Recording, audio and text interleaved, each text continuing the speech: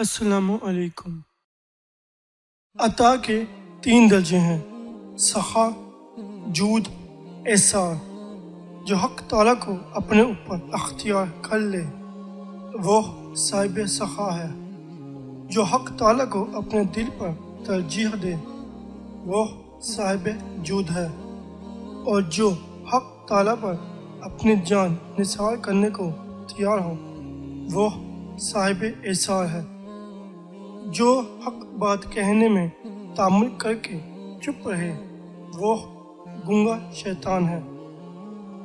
بادشاہ کی صحبت سے دور رہو، ان کی رائے بچوں کی طرح ہوتی ہے اور ان کا رعب شیروں کی مانند ہوتا ہے۔ ان کی صحبت کی طاقت نہیں، ان سے گریز کرنے کا چارہ بھی نہیں۔ فرشتے طالب علم کے لیے پر بچھاتے ہیں۔ اگر کوئی طالب علم معلوم ہو تو اس کے ساتھ بڑھ کر سلوک کرو۔ جب طالب علم فرض ہے تو طالب معلوم عین فرض ہے۔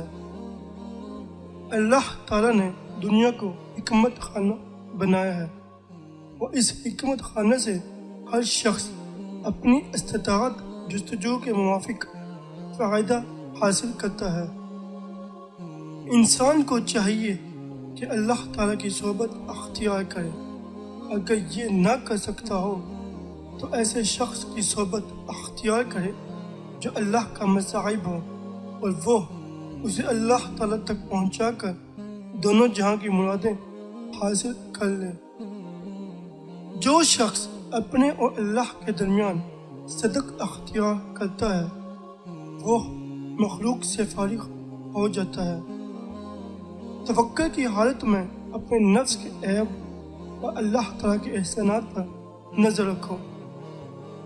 سب سے بڑی نعمت یہ ہے کہ آدمی نفس سے آزاد ہو جائے، کیونکہ بندہ اور خدا کے درمیان نفس ایک حجاب ہے۔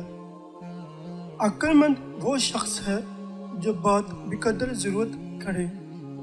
سب سے بہترین وہ شخص ہے جو ہر حال میں اپنے اندر برائیاں دیکھتا ہو۔ سب سے بہتر وہ شخص ہے جو اپنی اچھائیاں و نیکیاں دوسروں میں دیکھے۔